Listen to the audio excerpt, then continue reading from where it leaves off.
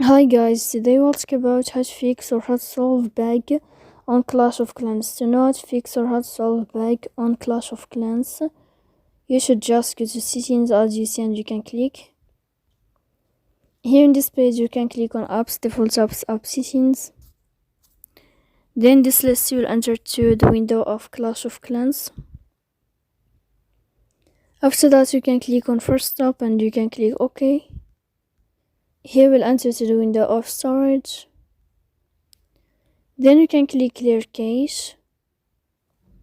Don't click clear data because that can cause you errors in your app.